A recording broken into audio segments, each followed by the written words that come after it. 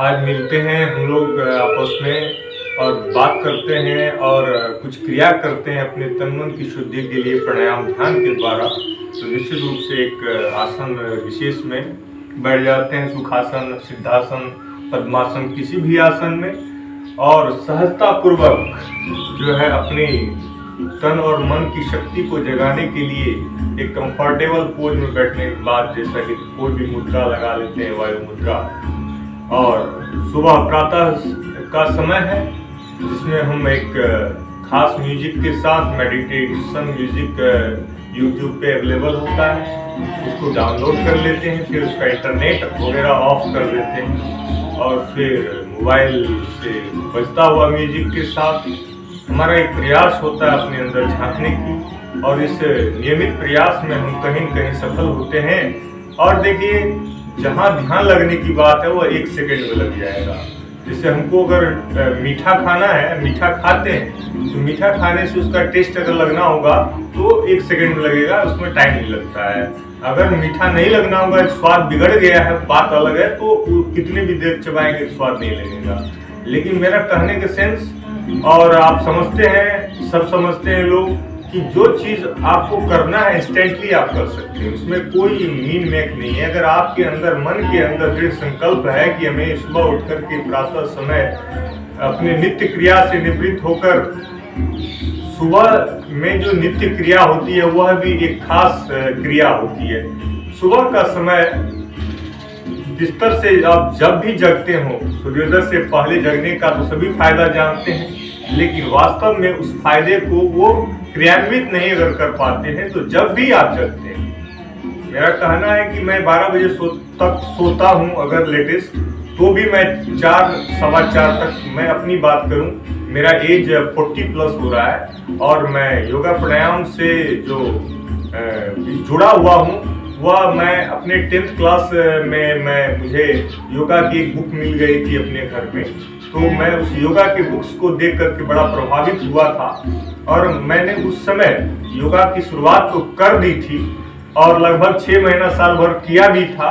लेकिन उसके बाद जीवन की भागदौड़ में वह बिना गुरु के वह सफल नहीं हो पाया, बिना गुरु के ज्ञान नहीं मिलता है।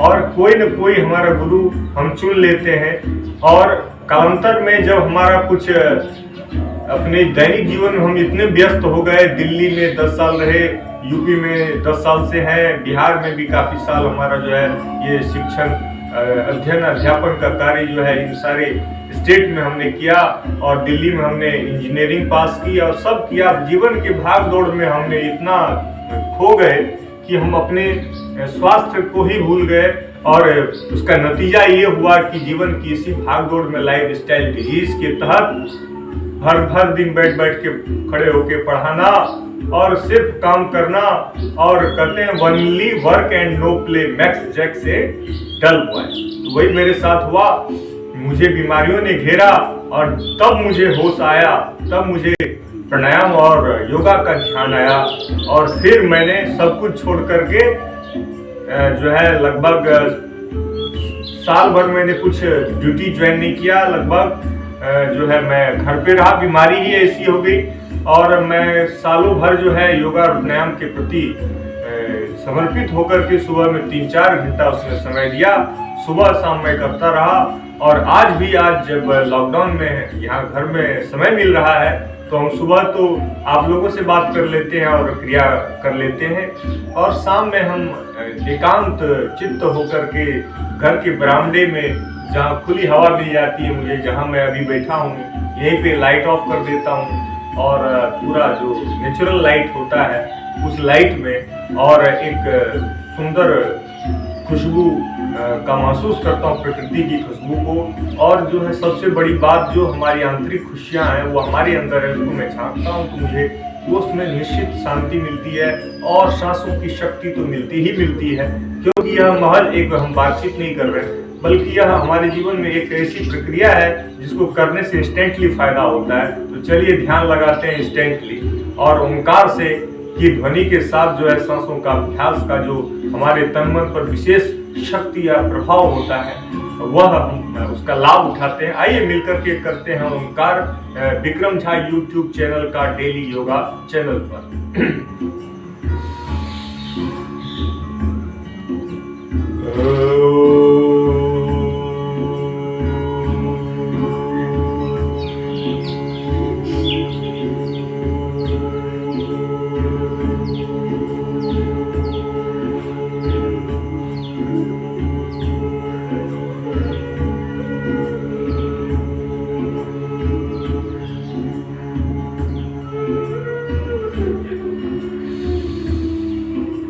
वैसे तो ओंकार के फायदे अनगिनत हैं, लेकिन मैं कुछ तर्क देना चाहूँगा, शेयर करना चाहूँगा कि जब हम सांसों की बात करते हैं तो हमें समझ में आता है कि लंबी और गहरी सांसें जो जबरदस्ती नहीं, स्वाभाविक तौर पर जो जबरदस्ती हम कितना करेंगे। मान लीजिए हम नॉर्मल ब्रीदिंग करेंगे, कैसा सांस लेंगे, ऐसे 2-3 सेकंड में 2 सेकंड तक सांस लेंगे ज़्यादा। अगर प्रयास करेंगे तो नॉर्मल तो ब्रेथ रेट हमारा बहुत कम होता है, लेकिन अगर हम प्राणायाम करने के लिए बैठे भी, अगर हम सांस ले रहे हैं और छोड़ रहे हैं तो हमारी ब्रीदिंग में क्या होता है कि सांस तो हम फिर भी लंबा गहरा ले लेते हैं, लेकिन छोड़ने में तो एक सेकंड लगता है। तो अब सांसों को छोड़ने और लेने में अगर देखा जाए तो जो हम सांस लेते हैं तो वो तो शुद्ध वायु ऑक्सीजन हमारे शरीर तन मन के अंदर जाता है, और जो हम छोड़ते हैं अपने शरीर के जो कार्बन डाइऑक्साइड को छोड़ते हैं, विकार को छोड़ते हैं, तो उसका जो रेट होना चाहिए ज्यादा होना चाहिए, ताकि हमारे शरीर से ज्यादा से ज्यादा कार्बन डाइऑक्साइड और गंदगी निकले, मतलब इस भाव से। तो मैं देखता हूँ कि जो नॉर्मल हम लोग प्राणायाम में भी सांस लेते और छोड़ते हैं तो उसमें जो होता है सांसों को छोड़ने का रेट 1 सेकंड तक होता है, मैक्सिमम 1-1.5 सेकंड, ऐसे बस कहाँ निकलता है, सांस छोड़ दिए। तो इतने कम समय तक सांस छोड़ने में भी हमारे पुराने ऋषि मुनि ने इस पर काफी प्रयोग किया करते हैं, ट्रायल एंड एरर मेथड। तो उनको कोई ज्ञान तो पहले से था नहीं, मान लीजिए उनको कोई तो दुनिया में इंसान रहे होंगे जिन्होंने योगा की खोज की, पतंजलि का नाम हम लोग जानते हैं, और यह भारतवर्ष के हम वासी हैं, तो हमें गर्व है अपने आप पर कि हमें ये तो विरासत में मिला है, यह हमारे जीन में, हमारे जेनेटिकल हमारे जो पूर्वज एंसेस्टर्स थे उनसे मिला है, तो ये तो हमारी पैतृक संपत्ति भी है, उस पर हमें गर्व है। तो गर्व रहने से नहीं होगा, सिर्फ उसको हमें अपने लाइफ में उतार कर उसका फायदा भी महसूस करना खुद भी होगा और दूसरों को भी फायदा कराना हमारा एक जो है अपना जो है एक कर्तव्य है, कर्तव्य से भी बड़ा कर्तव्य है, क्योंकि जीवन में सफलता ऐसे ही नहीं मिल जाती है, बहुत पापड़ बेलने पड़ते हैं। तो उस पापड़ को बेलने के लिए हमें अपने तन और मन से जो है शांत, स्थिर चित्त और शक्तिशाली होना ही होगा। तो इसके लिए है न प्राणायाम। तो प्राणायाम हमारे पुराने ऋषि मुनि जो थे उन्होंने इसका भी उपाय ढूंढ लिया कि हम सांसों को लंबा गहरा और ले और उसको लंबा गहरा ही छोड़े। इसके लिए उन्होंने ओंकार का जो है से निर्माण किया, और ओंकार से जो है यही फायदे हैं। आप ओंकार जब करेंगे तो आप खुद ही फील करिए, जब आप लंबी गहरी सांस मुंह बंद करके ले लेते हैं नाक से, तो जब उसको छोड़ते हैं तो उसमें ध्वनि शामिल कर देते हैं, तो ध्वनि के साथ जो ध्वनि भी कैसा पेट की नाभ से ध्वनि आती हुई महसूस होती है। तो हमारे शरीर के अंदर ही अंदर ध्वनि की जो शक्ति होती है और सांसों की जो शक्ति होती है, दोनों का मेल से एक अद्भुत जो है प्रभाव पड़ता है एक एक कोशिका, चाहे वो शरीर का हो चाहे दिमाग का हो, एक एक कोशिका पर वह जबरदस्त प्रभाव डालता है। तो मैं ये शेयर करना चाहूंगा यहाँ पर कि ध्वनि के साथ जब हम ओंकार करते हैं तो जो सांसों का छोड़ने का टाइमिंग है वो देखिए कितना बढ़ जाता है। हम सांस अंदर भरेंगे और फिर ओंकार की तरफ हम छोड़ेंगे, तो आप भी छोड़िए सांसों को ओंकार करते हुए, तो आप खुद ही पाएंगे कि आपको सांस छोड़ने में 4-5 सेकंड तक छोड़ते ही रह जाते हैं, क्योंकि उसमें ध्वनि की शक्ति मिल गई है ना, जबरदस्त प्रभाव है ओंकार का। इस तरह से एक तर्क है ये एक सिंगल लॉजिक है कि ओंकार क्यों हमारे लिए फायदेमंद है। बाकी तो और भी बहुत तर्क, अभी हम सिर्फ इसी की चर्चा देखिए ओंकार में हमारा जो सांस छोड़ने का टाइमिंग कितना बढ़ जाता है। कहाँ 1 सेकंड था नॉर्मल में, और कहाँ जो है जब ओंकार करते हैं सांसों को हम बाहर छोड़ते हैं तो कितना टाइमिंग बढ़ जाता है, वो नोट करने वाली बात है।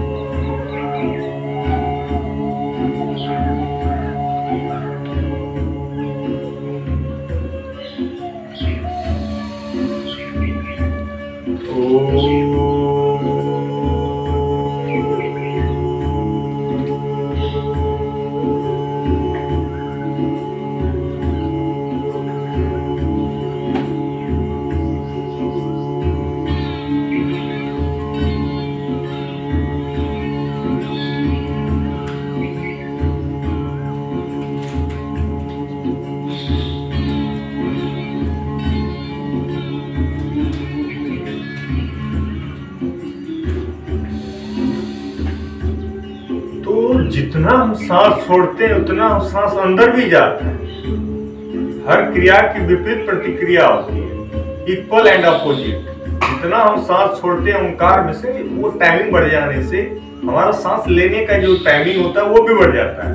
तो that is so much benefit from our this Omkar dhwani. और ओंकार ध्वनि जो होती है, प्राणायाम जो होता है, प्राणायाम की श्रेणी में ये उत्तम माना इसलिए जाता है क्योंकि इसको हम दिन भर में कभी भी कर सकते हैं, खाने के बाद भी कर सकते हैं। खाने के बाद में आपको भस्त्रिका, कपालभाति इत्यादि करने के लिए मना किया जाता है क्योंकि उसमें सांसों का एक फोर्सफुली स्ट्रोक हम लेते हैं। अब ओंकार के बाद जो है मंत्र इत्यादि का क्या फायदा है? हम रोज चर्चा करें और उसमें नई बातें सामने उखड़ कर हमारे अंदर से आएगी, आपके अंदर से आएगी। चर्चा जरूरी है, सत्संग जरूरी है। सत्संग का महत्व जो है रामायण में बताया गया है, सभी धर्म ग्रंथों में बताया। हरि अनंत हरि कथा अनंता, कहहि सुनहि बहुविधि सब संता। तो जो हरि की कथा है वह अनंत है और उसका जो है बहुत विधि, कहहि सब संता। सारे संत उसको अनेक अनेक तरह से कहेंगे, लेकिन हरि की कथा तो अनंत है। यह ब्रह्मांड तो अनंत है, हमारी शक्ति भी अनंत है, हम इसी ब्रह्मांड के अंश हैं। तो प्राणायाम की महिमा भी अनंत है। तो प्राणायाम एक ऐसा अद्भुत पुरस्कार है हमारे लिए, गिफ्ट है हमारे लिए, जिस गिफ्ट को हमें मुफ्त में हम कर सकते हैं। इसके लिए हमें कोई पैसा नहीं दे पाए। हाँ, ये कहिए कि टाइमिंग और जो हमारा दृढ़ संकल्प है, यह तो किसी भी काम में हमें झोंकना ही पड़ेगा। Don't give, don't take, this is the natural process of our life. जब तक हम देंगे नहीं तब तो हमें मिलेगा। तो हम समय देंगे और अपना क्षमता, अपनी शक्ति देंगे, लगाएंगे तो हमें कुछ मिलेगा। और वो भी ब्रह्म मुहूर्त का तो अद्भुत मतलब फायदा होगा, हम सब जानते हैं। लेकिन दिन के किसी भी समय, सुबह शाम खास करके प्राणायाम तो किया जा सकता है सूर्योदय के 1 घंटा पहले और सूर्योदय के 1 घंटा बाद तक जो है उचित समय रहेगा। और इसी तरह सूर्यास्त से 1 घंटा पहले, सूर्यास्त के 1 घंटे बाद ये उचित समय रहेगा। उसमें हम 1-8 घंटा आगे पीछे और कर सकते हैं। वो तो हमें खुद ही फील होता है। जैसे मान लीजिए हम रात में प्राणायाम योगा करते हैं तो 2 बजे के आसपास हमें खाना मिलता है घर में, तो 2 बजे के बाद जो है 5 घंटे का गैप हो जाता है। 7 बजे तक हम बैठ जाते हैं प्राणायाम और 8 बजे तक तो बड़े आराम से करते हैं। तो हो गया सूर्योदय के 1 घंटे बाद के आसपास तक। और 8 बजे के बाद आप स्वाध्याय करें, चाहे बच्चों को पढ़ाएं, चाहे मान लीजिए जो बच्चा है वो बच्चा पढ़े खुद, और सब करे, सुबह शाम करे। अभी तो खास तरह से हम अपने इम्यूनिटी लेवल को बढ़ाना चाहते हैं। हर कोई परेशान है, हर कोई चाहता है बाजार से क्या क्या नहीं खरीद के लाते। पतंजलि का प्रोडक्ट आजकल खूब दिख रहा है, इम्यूनिटी के नाम पर मार्केट में पूरा जो है भीड़ है, मतलब सामान खरीदारी हो रहा है। कोई शहद का डब्बा खरीद रहा है, कोई कोरोनिल खरीद रहा है, कोई मतलब इम्यूनिटी के नाम पर मार्केटिंग में भी जो है पूरा लोग फैले।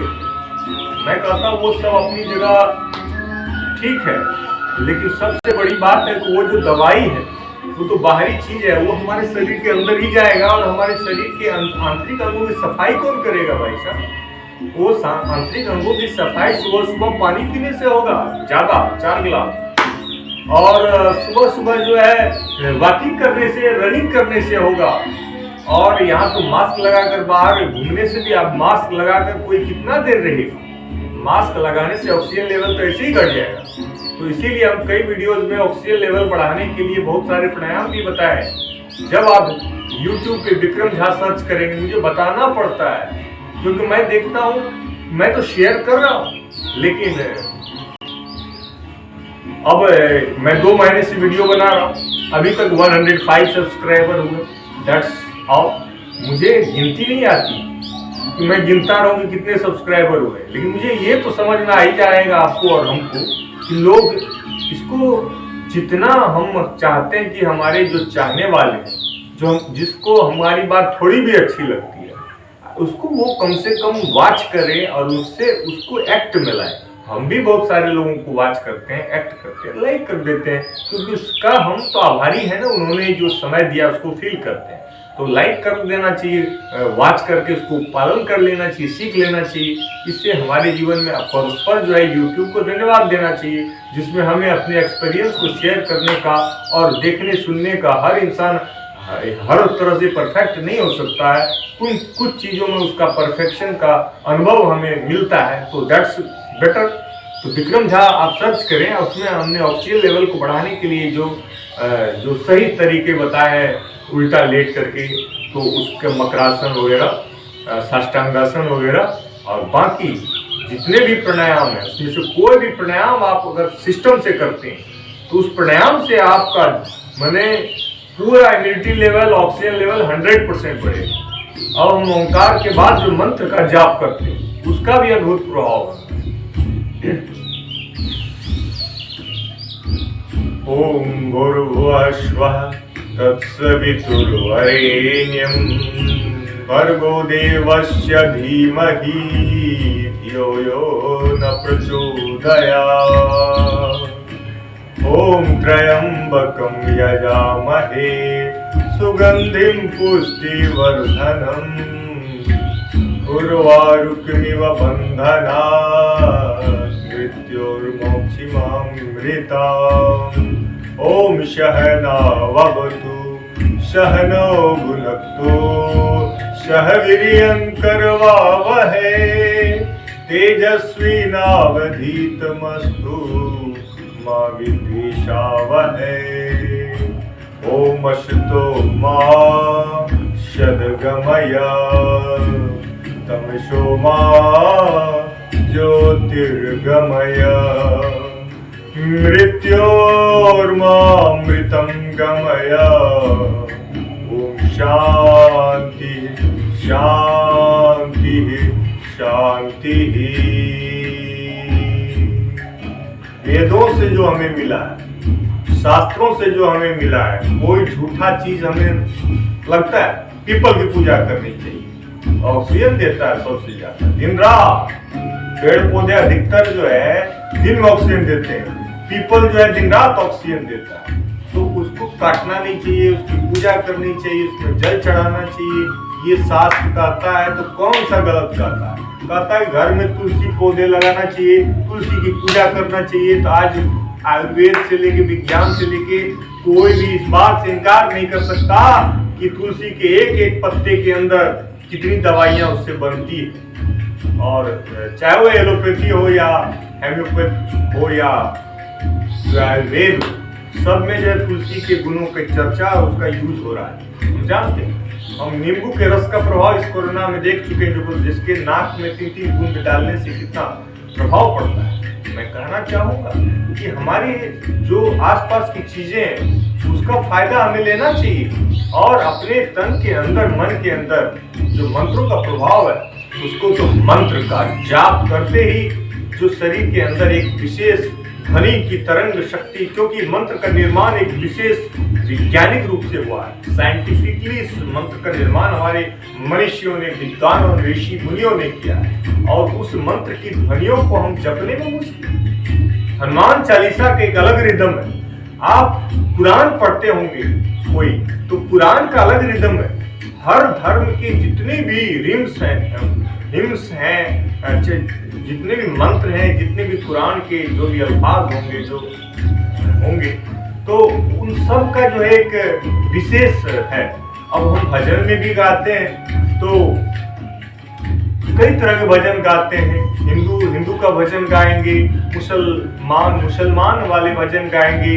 तो देखिए, सबका एक ही सार है कि वह परम पिता परमेश्वर अल्लाह, ईसा मसीह से लेकर के तमाम तरह के एक गुरु और प्रभु या अल्लाह ईश्वर जो भी है, सबका जो है एक परम सत्ता का ध्यान जो है हम करते हैं। और निश्चित रूप से उसकी शक्ति को हमें आभास होता है, और हम ऐसे ही नई पृथ्वी पर आ गए हैं, एक सिस्टम से आए हैं, और उस सिस्टम को हम पूजते हैं, प्रकृति को पूजते हैं और उसका लाभ पाते हैं। प्रकृति ने हमें वो सब कुछ दिया है जो जीने के लिए आवश्यक है। हर ग्रह पर जीवन क्यों नहीं, पृथ्वी पर ही जीवन है, और पृथ्वी पर ही जो है सब हम लोग जीते हैं, मरते हैं, यही हमारा घर है और इसमें जो प्रकृति से हमें मिला है उसका हम तो कृतज्ञ होना ही चाहिए। इससे हमारे ही गुण का विकास होगा। मान लीजिए मैं आपको रिस्पेक्ट करता हूँ तो आप भी तो हमें रिस्पेक्ट करेंगे। हम अगर प्रकृति की पूजा करेंगे तो प्रकृति फलेगा, फूलेगा और हमें जीवन देगा, ऑक्सीजन देगा, पेड़ पौधे। हम जानवरों की रक्षा करेंगे तो उससे प्रकृति में जो इकोसिस्टम का बैलेंस बने रहेगा। ये तो वही इधर की बात है। तो आइए मेन जो प्राणायाम पर हम बैठे हैं, मंत्रों की शक्ति का एक अलग उच्चारण। अब रामायण के दोहे गाते हैं, प्रातः काल उठ के रघुनाथा, मात पिता गुरु नावहि माता, राम सिया राम सिया राम जय जय राम।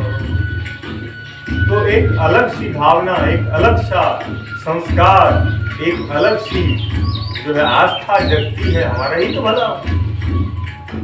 अब कोई लोग गाते हैं, जिक्र जुबां पर आपका हरदम, जिक्र जुबां पर आपका हरदम, मुर्शिदे आज़म मुर्शिदे आज़म,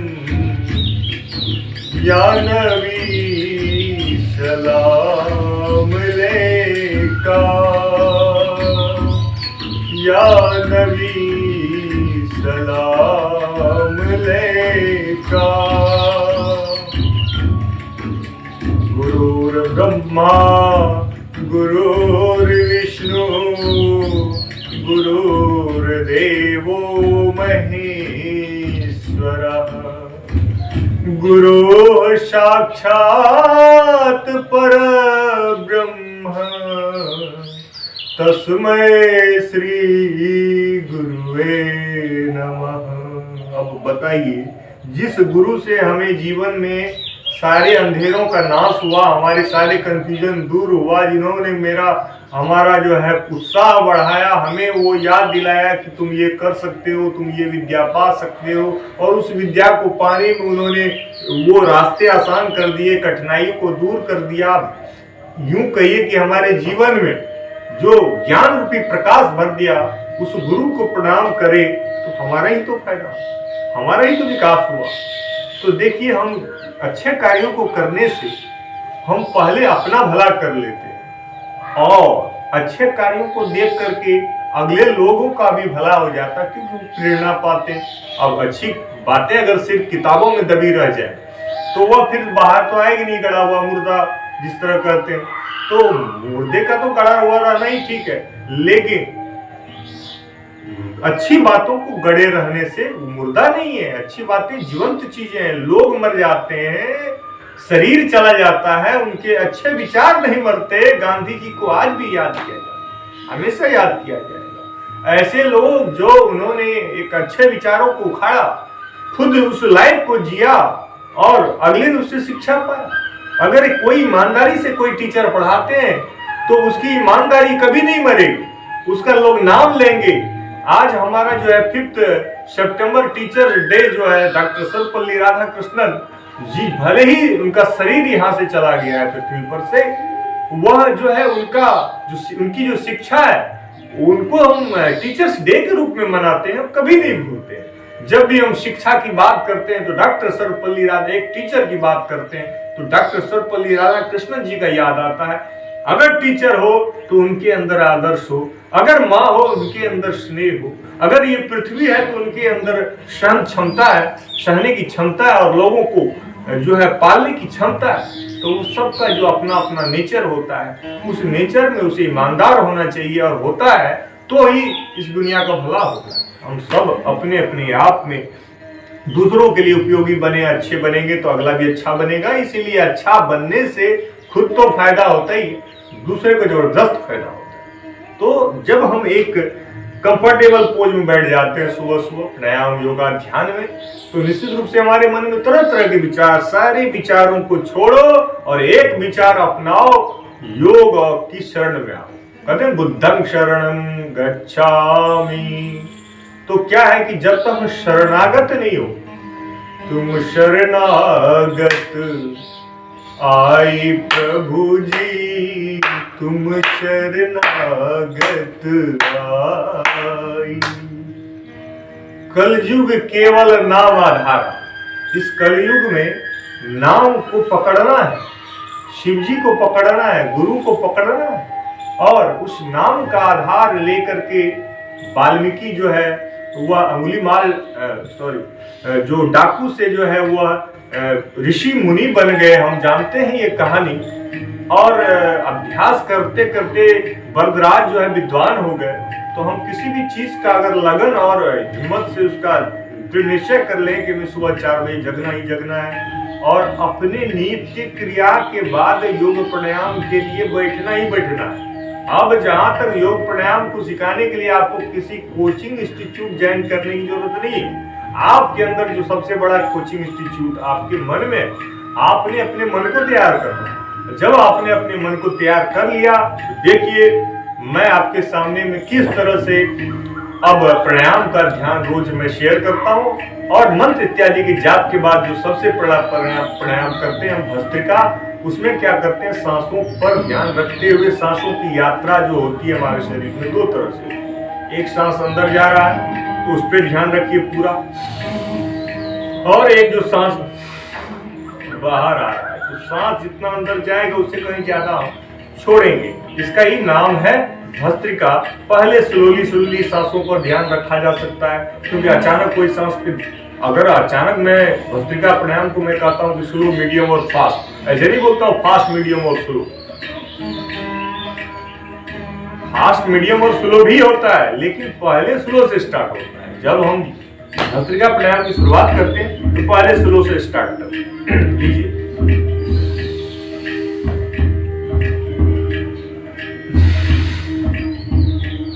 छोड़ने के समय थोड़ा सा फोर्स दे सकते हैं, लेकिन सांसों को लेते समय जितना लंबा लगा लेंगे उतना अच्छा है। बाद में तो वो लेना और छोड़ना दोनों ही फोर्सफुली हो जाएगा, लेकिन इसमें इतना भी फोर्स ना हो कि खुद का जो रिदम बिगड़े। मैं कहता हूँ कि मन न उछटे, मन को लगाना है हरि की चरण में, प्रभु की चरण में। तो प्राणायाम की प्रक्रिया जिस उद्देश्य से हम कर रहे हैं कि हमारे तन और मन में एकाग्र, मतलब क्या बोलते हैं, तालमेल, तन और मन में तालमेल होने का ही नाम जो है आध्यात्मिकता है। हम अपने आध्यात्मिक अधि मतलब अंदर आत्मा, अपने आत्मा के अंदर, अपने आत्मा से में स्थित होकर के जब हम किसी भी दुनिया कार्य को करते हैं, किसी से बात करते हैं, किसी लीडरशिप में जाते हैं, किसी टीचरशिप या किसी भी प्रोफेशन में हम अगर अपने आत्मा के साथ होते हैं, हमारा मन और शरीर जब एक होता है तो हमारे द्वारा किया गया कार्य सबसे उत्तम है। प्राणायाम उसी का अभ्यास है। तो प्राणायाम को कभी भी जोर जबरदस्ती नहीं करना है, ये तो सबसे बड़ी बात है प्राणायाम। और देखिए एक मीडियम में आपको चलना है। अब जब हम किसी भी नट और बोल्ट को बहुत ज्यादा टाइट कर देंगे तो भी वो टूट जाएगा, स्लिप भी कर सकता है। और अगर उसको ढीला छोड़ देंगे, तो अगर हम ट्यूबवेल चला रहे हैं और उसके नट्स ढीले छोड़ देंगे तो क्या हुच हुच करेगा, पानी नहीं देगा। तो कहने मतलब किसी कार्य को करने के लिए न तो बहुत ज्यादा आपको फोर्स देना और न ही बहुत ज्यादा ढीला छोड़ देना। अब देखिए एक प्रयास, एक अभ्यास के तहत ही हम इस अवस्था में हम आपसे 1 घंटे तक भी जो है वीडियो हम कभी बनाते हैं 1 घंटे का, तो उसमें हम इसी अवस्था में बैठे रहते हैं। और आगे मैं बता रहा हूँ कि 3-3 घंटा भी आप और हम अभ्यास कर सकते हैं इस अवस्था में बैठने। ये तो अभ्यास है, इसमें हमारा कोई ये नहीं है कि हम जोर जबरदस्ती बैठे। कितना देर जोर जबरदस्ती करें, नहीं। माना कि हम किसी को शो कर रहे हैं, योगा जो होता है शो करने के लिए नहीं, प्राणायाम जो होता है शो करने के लिए नहीं होता है। लेकिन अगर हम अगले को बताएंगे तो कुछ तो शो कर रहे हैं बताने की, बल्कि इस भावना से शो नहीं कर रहे हैं कि हम बहुत ही अच्छा करें, लोगों पर उसका प्रभाव डालें, मेरा YouTube चैनल खूब चल जाए, नॉट लाइक दैट। तो हमें जो है योगा जो होता है वह प्रभु दर्शन के लिए होता है, न कि प्रदर्शन के लिए होता है। बड़ा अच्छा मतलब ये बात है, अच्छी बात है। तो चलिए हमें भस्त्रिका प्राणायाम स्लो से लेकर मीडियम से होते हुए फास्ट, और फिर फास्ट से लेकर के मीडियम से होते हुए स्लो होता है। This is the how we have to perform और भस्त्रिका first of all 8 pranayama is bhastrika.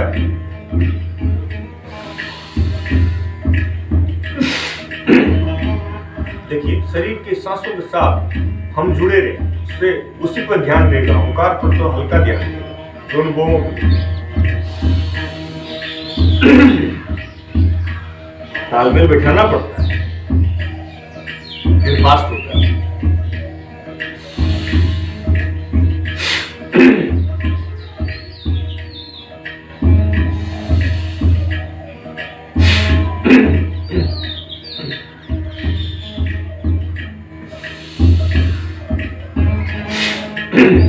मैंने कहा सांस जितना छोड़ेंगे उतना ही सांस लेंगे।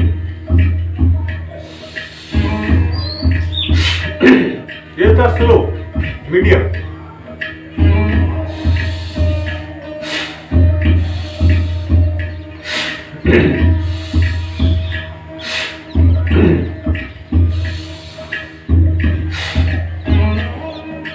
क्या होता है कि कभी कभी हम लगता है थकावट जैसा महसूस करते हैं।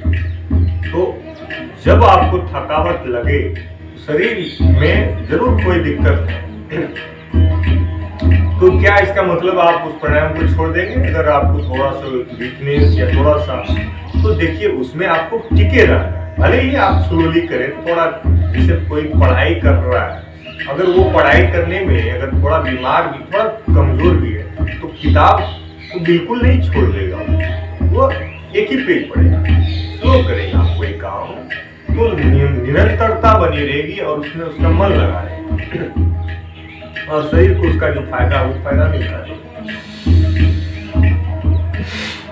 मुख्य रूप से प्राणायाम धीरे ही करने का प्रक्रिया है, लेकिन थोड़ा इसमें आजकल फास्ट भी करने का बताया जाता है और इसका फायदा भी होता है जबरदस्त। तो भस्त्रिका प्राणायाम को जब हम फास्ट करेंगे तो स्लो से होते, मीडियम से होते हुए, तो इस तरह से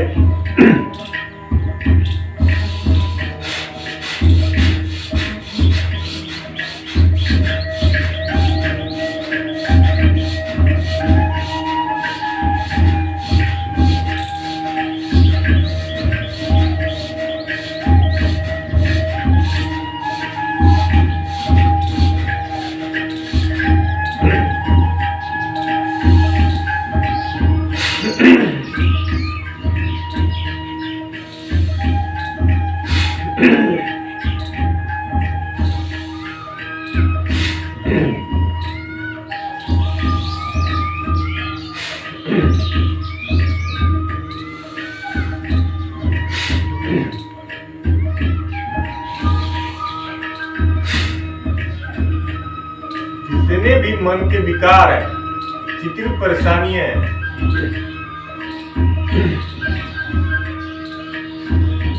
वो एक गति और शक्ति मिलने से शरीर की एक एक कोशिकाओं में जो हलचल होती है, उससे में इंस्टेंटली ऑक्सीजन भरपूर इंटेक होने से भस्त्रिका क्या होता है, सभी जानते हैं, ऑक्सीजन ऑक्सीजन ऑक्सीजन।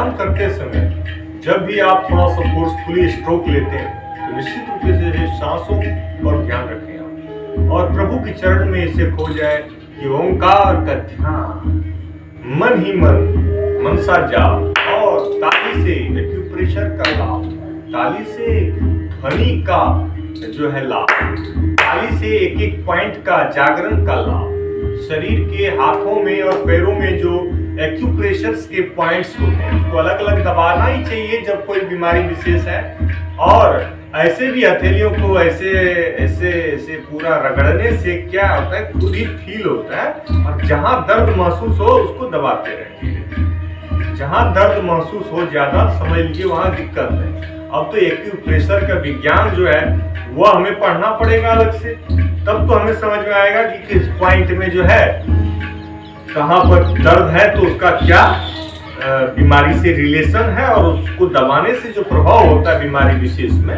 जिसकी चर्चा हम लोग करेंगे अगले वीडियो में। तो अभी तो हम लोग प्राणायाम में, हर प्राणायाम के अंदर कैसे किया जाता है और उसका क्या लाभ है, थोड़ा उसकी चर्चा हो। तो निश्चित रूप से हम यहाँ पर थोड़ी थोड़ी देर करते हैं। भस्त्रिका को 5 मिनट कर सकते हैं, कई राउंड में 5 राउंड में कर लिए, 1-1 मिनट का राउंड 5 राउंड। भरपूर ऑक्सीजन का लेवल बढ़ेगा ही बढ़ेगा। अगर आपका तबीयत दुरुस्त है तो आप करिए फास्ट, अगर आपका तबीयत कमजोर है आप तो स्लो करिए, लंबा गहरा सांस लेना और छोड़ना, इसी का नाम है भस्त्रिका। ये नहीं मैंने कहा कि तेज करने का नाम है भस्त्रिका।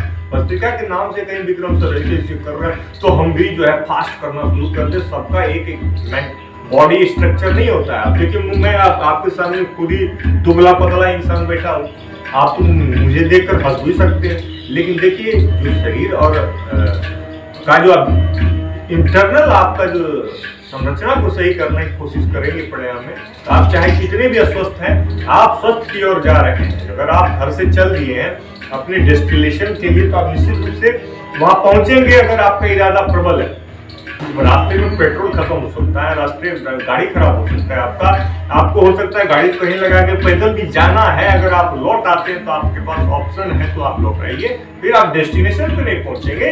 तो स्वस्थ रहने की हमारी लाइफ में एक डेस्टिनेशन है स्वस्थ रहना, और सिर्फ शारीरिक रूप से स्वस्थ नहीं रहना, मानसिकता बहुत प्रभाव पड़ता है मानसिक स्थिति का।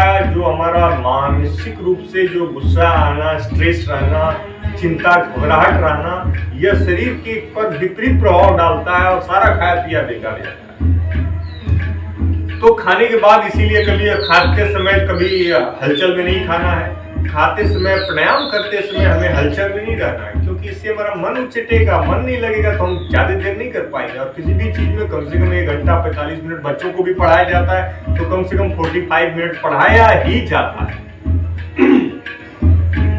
तो किसी भी काम में 45 मिनट 1 घंटा तो ऐसे ही निकल जाए प्लानिंग करते करते। तो आप उसको प्लानिंग करके क्रियान्वित करके समय दीजिए, 1-1.5 घंटा लगेगा। तो भस्त्रिका प्राणायाम के बाद कपालभाति को सभी जानते हैं। कपालभाति में सांसों को फोर्सफुली छोड़ेंगे तो ऑटोमेटिक सांस अंदर जाता ही जाता है।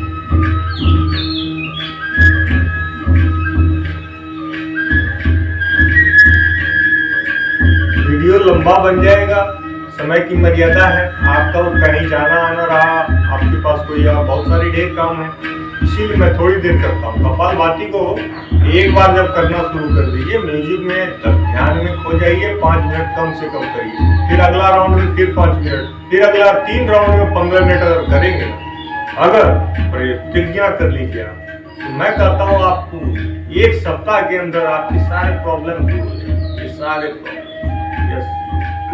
कपालभाति क्लींजिंग प्रोसेस है, हमारी बॉडी की मने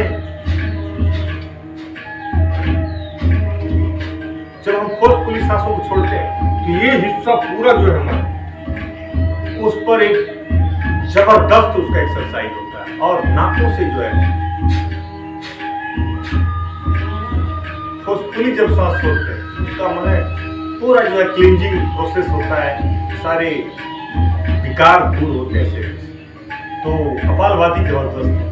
अनुलोम विलोम में जैसे ये वायु मुद्रा में भी लोग कर सकते हैं।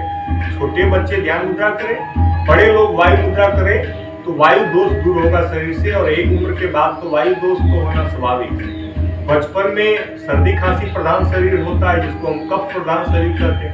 युवा अवस्था में पित्त प्रधान यानी गर्मी, जिसमें पिंपल्स वगैरह गुस्सा आता रहता है लोग, ये युवा अवस्था में पित्त प्रधान शरीर होता है।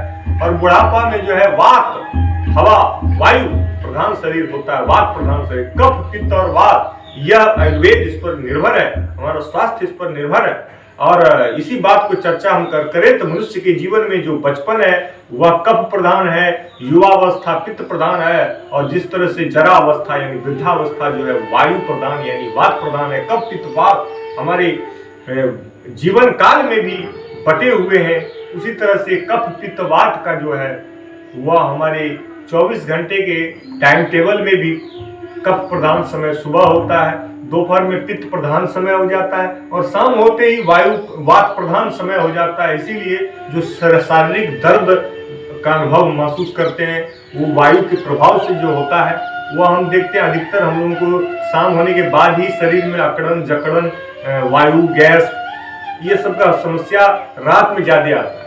इसीलिए तो कहते हैं कि सुबह में 4 बजे उठो। सुबह में 4 बजे उठने से आपको वात की शक्ति मिल जाती है। पेट में, पेट के मल को साफ करने के लिए वात मतलब वायु की शक्ति को हमने रिसेंटली देखा है। अभी आंधी आई थी, इतनी तेज पेड़ पौधे कितने गिर गए थे, तो हमारे शरीर के अंदर भी वायु का प्रकोप सुबह के 4 बजे वायु का प्रकोप भी मिलता है। और चूंकि उस समय कफ का समय आता है तो कफ में क्या होती है, चिकनाई, ऐसे फेंक देते हैं। क्या होता है, चिकनाई मिलती है हमारे मल को साफ होने के लिए, पेट से दूर होने के लिए, कब्जियत को दूर करने के लिए सुबह में 4 बजे उठने से वायु की शक्ति आंतरिक मिलती है, कफ की चिकनाई मिलती है। और इस तरह से अभी पित्त का समय तो आया नहीं होता है, तो कफ मतलब चिकनाई और वायु वात यानी हवा, दोनों की शक्ति से मल जो है दूर होता है, शरीर से विकार दूर होता है, सुबह सुबह टॉयलेट से अच्छा होता है, पेट साफ होता है। तो कुल मिलाकर के मैं यही मैसेज देना चाहूंगा, तो चाहे जो भी हो, आप कुछ भी करते हो, महान पुरुषों की जीवनी देख लीजिए, वो सुबह 4 बजे उठ करके ही अपना काम शुरू कर देते थे। तो सुबह 4 बजे उठ करके अगर हमने अपने जीवन में क्रिया शुरू कर दिया तो हमारे शरीर के जो इंटरनल कफ और वात है उसकी शक्ति मल को मिलेगी। हमारा मल जो है अच्छे से साफ होगा तो हमारा मन साफ होगा और हमारे शरीर के जितने विकार दूर रहेंगे, हमारे प्राणायाम और योगा में भी उतना ही मन लगेगा। यही कारण है कि सुबह 4 बजे उठ करके ही प्राणायाम योगा करने की सलाह दी जाती है। और इसके बाद अनुलोम विलोम जब करते हैं तो हमारा दायां और बायां मस्तिष्क का जो है पूरा तालमेल बैठता है। देखिए हमारे मस्तिष्क 2 हिस्से में बटे हुए, दायां मस्तिष्क राइट ब्रेन और लेफ्ट ब्रेन। तो राइट ब्रेन और लेफ्ट ब्रेन हमेशा एक दूसरे से तालमेल करके ही काम कर सकता है। अगर दोनों में तालमेल बिगड़ता है तो शरीर में चिड़चिड़ापन जो है, रात में नींद ना आना, तमाम तरह की छोटी छोटी दिक्कतें। आप सोचते हैं भाई मैं तो बड़ा अच्छा खाता पीता हूँ, अच्छे खाते पीते हुए घर का ही आदमी हूँ, और मुझे रात में नींद क्यों नहीं आ रही है, मुझ में परेशान सा क्यों महसूस कर, मुझे इतनी गुस्सा क्यों आ रही है। तो ये आपके राइट और लेफ्ट ब्रेन में झगड़ा हो रहा है। उस झगड़े को शांत करने के लिए आप अनुलोम विलोम के द्वारा अपने 72,72,10,200 से भी अधिक प्रकार की जो नस नाड़ियां हमारे शरीर में, नर्वस सिस्टम का जिसका हेड सेंटर हमारा ब्रेन है, उसको परिष्कृत शुद्ध करने के लिए, अनुलोम विलोम करने के लिए आप ऐसे ही किसी मुद्रा में कुर्सी पे बैठ कर भी, कैसे भी थोड़ी सी पीठ गर्दन सीधी सपोर्ट ले लें, अगर कमजोर है तो ऐसे दीवार का सहारा ले लें, और फिर अपना दाएं नाक को बंद करें, बाएं नाक से सांस लेना शुरू करिए। और इतना ध्यान रखिएगा सांसों को धीरे धीरे,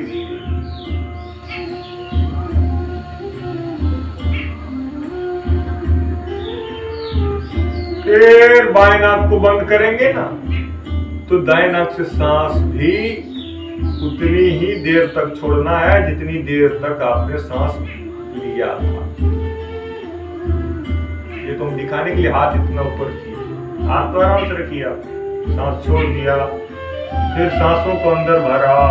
देखिए एक बात है, अनुलोम विलोम में एक बात कंफ्यूज रहते हैं लोग, क्या कहाँ सांस लेना था। अरे भाई साहब, पहली बार तो आप बाएं से सांस लिए तो बाएं को बंद कर दिए। अरे किस उंगली से बंद करो भाई साहब, किसी भी उंगली से बंद करिए। अब आपको जिसमें सुविधा है, अब देखिए जो आपका रिंग फिंगर और मिडिल फिंगर ये दोनों से अच्छे से बंद हो रहा है मेरा। आपका है कि पहला दोनों फिंगर से अच्छे से बंद होगा। किसी भी फिंगर, दो फिंगर लगाने से आप कुछ आप दबाना थोड़ी ना, उसको बंद करना है, ताकि सांसों का जो ऑक्सीजन सिलेंडर हमारी प्रकृति ने हमें खुद ही दे दिया दाया नया बांध नाक में, जिसमें चंद्र नाड़ी और सूर्य नाड़ी है, दोनों के बीच बैलेंस बना रखने के लिए। अब चंद्र नाड़ी बायां नाक होता है जिसमें ठंडी हवा जाती है, और सूर्य नाड़ी दायां नाक होता है उसमें गर्म हवा जाती है। जिसकी चंद्र नाड़ी विकसित होती है वह मनुष्य बहुत ही, अब देखिए किसी किसी का शरीर ऐसा होता है उसकी चंद्र नाड़ी ऑटोमेटिक विकसित होती रहती है, तो वो देखते हैं बिना योगा प्राणायाम के भी वो स्वस्थ रहते हैं। लेकिन कुछ लोग क्या है कि उसका चंद्र नाड़ी वीक होता है। अब अनुलोम विलोम से ये नाड़ियों का शोधन हो रहा है, और नाड़ियों की शक्ति जो है सभी जानते हैं आजकल तो और लोग जो है विशेष रूप से जानने लगे इनका प्रभाव। तो कोई बात नहीं, आप क्या करिएगा, बाएं नाक से सांस लीजिएगा, ऐसे बाएं को बंद करके दाएं से छोड़ दीजिएगा, और दाएं से फिर वापस लीजिएगा। जितनी देर में सांस छोड़िएगा उतनी देर में लीजिएगा।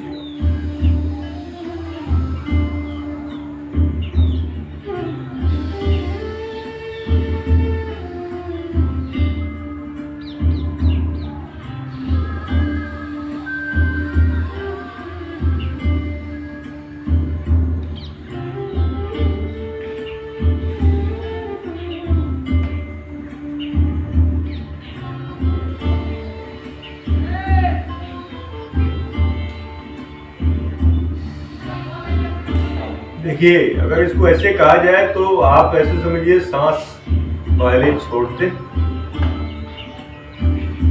और इसको बंद करके इससे छोड़ते हैं, छोड़ दिया एक बार तो फिर लेते हैं, फिर छोड़ते हैं, फिर लेते हैं, फिर छोड़ते हैं, फिर लेते हैं। इस तरह से बाएं नाक से सांस लेना शुरू करते हैं और फिर बाएं नाक पे ही छोड़ के बाएं नाक से छोड़ के खत्म कर देते हैं। ये होता है अनुलोम विलोम का साइकिल। तो अनुलोम विलोम को सांसों पर ध्यान रखते हुए करना चाहिए। इसमें खास बात ध्यान ये रखना चाहिए, जितनी देर में सांस लें, मतलब ज्यादा से ज्यादा देर में सांस लें, 3-4 सेकंड, जितनी सेकंड 5-6 तक गिनती कर लें आप, और सांसों को छोड़ें तो ज्यादा एक आध गिनती ज्यादा ही बढ़ा लें, 6-7 से मतलब 8-9 तक गिनती कर लें। सांसों को छोड़ना ज्यादा, लेकिन ये नहीं कि अचानक से छोड़ दें, धीरे धीरे लीजिए, धीरे धीरे छोड़िए। लंबे समय तक सांस लीजिए, लंबे समय तक सांस छोड़िए, और सांसों पर ध्यान टिकाए रखें। इससे क्या होगा कि आपको मन के अंदर एक जो सांसों की शक्ति मिलेगी, वो अनुलोम विलोम के द्वारा जो नाड़ी विकसित होगा वो उसका लाभ समुचित मिलेगा। या अनुलोम विलोम के बाद हम लोग भ्रामरी कर लेते हैं। भ्रामरी तो एक ओंकार की तरफ प्राणायाम होता है, जिसमें ओंकार में जिस तरह से सांसों के साथ ध्वनि शामिल हो जाता है और हमारा इसमें टाइमिंग बढ़ जाती है सांसों को छोड़ने की, तो जो भ्रामरी होता है उसमें भी टाइमिंग बढ़ जाती है। देखिए इसमें टाइमिंग कितना बढ़ जा रहा है सांसों को छोड़ने का। पहली दोनों उंगली माथे पर, शेष 3 उंगली आंखों पर, कान अंगूठे से बंद और मुंह बंद रहेगा, नाक से सांस लेंगे लंबा गहरा, और की ध्वनि पेट के नाक से आएगा। और देखिए इस करके हम सांस छोड़ रहे होते हैं, मुंह बंद होता है, करके सांस छोड़ रहे होते हैं, और देखिए कितना लंबा सांस छोड़ने का टाइमिंग बढ़ जाता है ओंकार की तरह। अभी हमने बताया।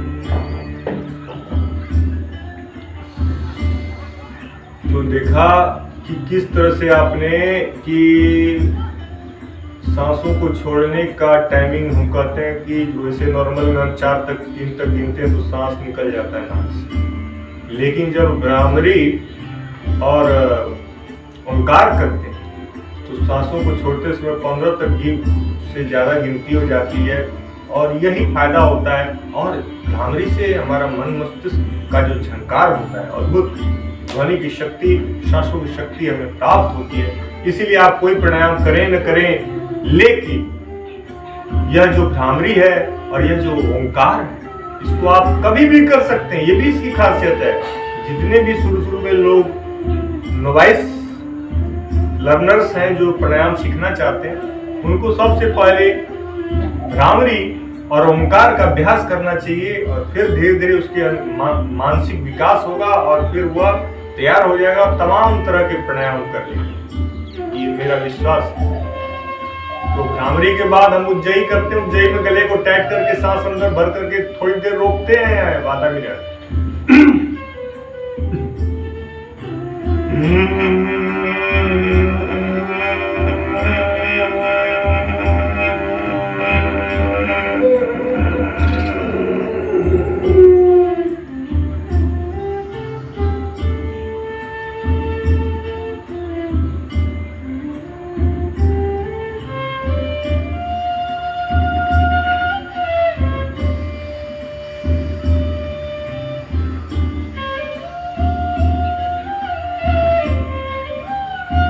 सिर्फ रूल पर नहीं जाना चाहिए। रूल कौन बनाया? हमने बनाया, हमारे पूर्वजों ने बनाया, इंसान ने बनाया। और रूल फॉलो करना जरूरी है, वो स्टैंडर्ड चीज होता है। लेकिन हर इंसान का अलग अलग प्रकृति है या उसका क्षमता होता है, तो वो अपनी प्रकृति और क्षमता के अनुसार जोर जबरदस्ती ना करें। बस सिस्टम को समझें, पालन भी करें, लेकिन मतलब अभ्यास बढ़ा। अभी देखा हमने कितनी कम देर रोका, हमको अनकंफर्टेबल फील हुआ तो हमने सांसों को क्या किया, दाएं नाक बंद करके बाएं नाक से धीरे धीरे छोड़ना। तो ये होता है उज्जयी प्राणायाम में भी हमारा सांस अंदर भरने का। इसमें क्या होता है कि सांस अब ओंकार में और भ्रामरी में सांस बाहर छोड़ने का टाइमिंग बढ़ जाता है। और इसमें जो उज्जयी होता है, इसमें ध्वनि के साथ होता है ना, गले को टाइट करके, तो इसमें सांस अंदर भरने की टाइमिंग बढ़ जाती है। आप खुद गिनती करके देखिए, सांस अंदर भरने की टाइमिंग बढ़ जाती है। और जब मैंने एक बात तो सबको पता है, जब सांस अंदर ज्यादा भरेगा तो सांस ज्यादा बाहर तरीके से जाएगा भी। या उसका उल्टा, अगर ओंकार और भ्रामरी में सांस बाहर ज्यादा छोड़ने की टाइमिंग बढ़ जाती है तो ऑटोमेटिक सांस अंदर भी ज्यादा बढ़ने में ऑटोमेटिक टाइम बढ़ जाएगा। तो यहाँ उज्जयी में उसका उल्टा होता है, ओंकार और भ्रामरी का। इसमें सांस अंदर भरने की क्षमता की टाइमिंग बढ़ जाती है।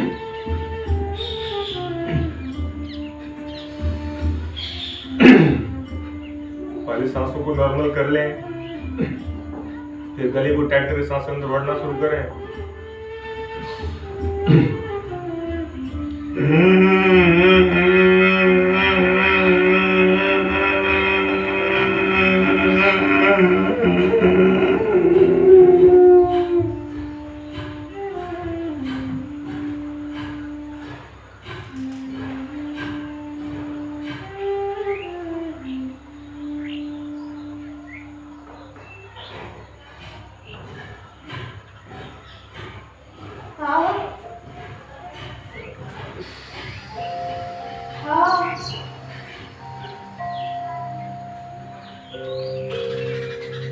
तो दोस्तों, ये था उज्जयी प्राणायाम और इसके जबरदस्त फायदे तब समझ में आएगा जब आप करेंगे।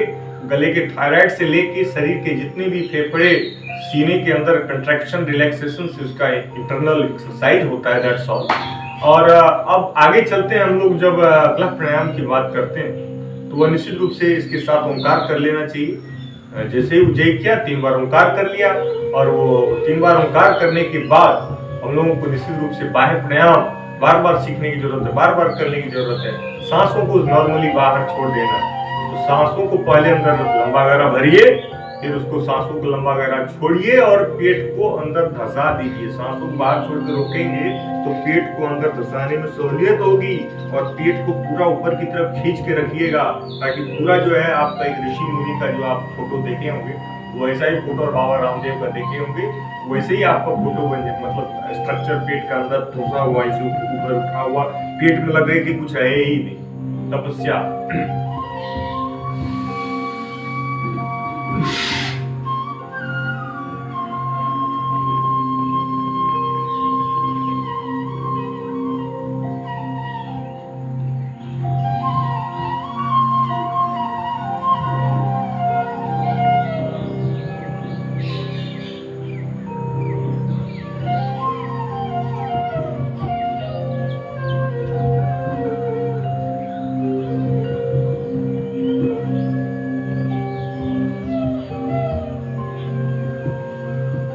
ये गर्दन उठाते हुए सांस अंदर बढ़ते हुए धीरे धीरे नॉर्मल। सांसों बाहर छोड़ के रोकना, बाह्य प्राणायाम। बाहर छोड़ा, बाह्य प्राणायाम। सांसों को बाहर छोड़ के रोक दिया, बाह्य प्राणायाम। सांसों को अंदर भर के रोका, अंतर प्राणायाम।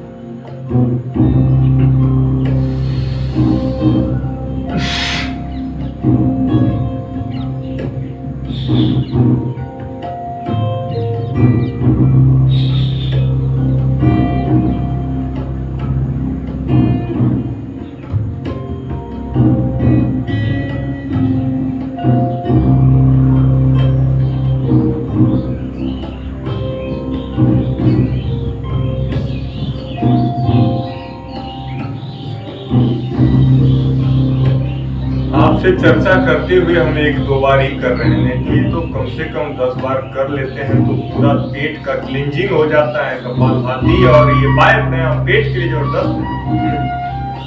बाह्य प्राणायाम का ही अगला स्वरूप होता है, जिसमें सांसों को बाहर छोड़कर पेट अंदर बाहर करते रहते हैं। सांसों को बाहर छोड़ने के लिए आपको पहले लंबा गहरा सांस लेना चाहिए, फिर लंबा गहरा सांस छोड़ देना चाहिए और होल्ड करके पेट को अंदर बाहर करते रहेंगे। That is called Agnisar. बहुत अच्छा होता है पेट के लिए, भूख बढ़ाने के लिए और तमाम तरह के पेट की बीमारियों को दूर करने के लिए। सारे इंटरनल ऑर्गन्स जो पेट के आसपास हैं वो सब का जो है शुद्धि और मजबूती के लिए यह बाह्य प्राणायाम और अग्निसार एक दूसरे का जुड़वा भाई है। तो आइए मिल करके करते हैं 8वां प्राणायाम अग्निसार।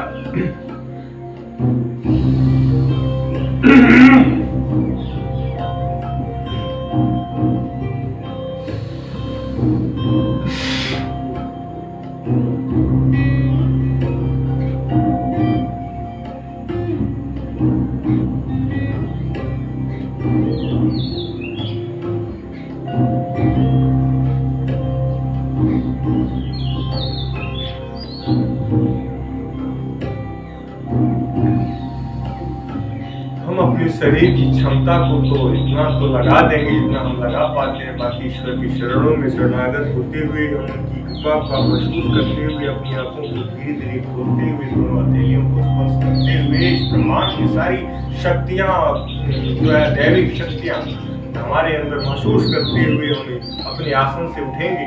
तो चलिए विदा लेते हैं आपसे।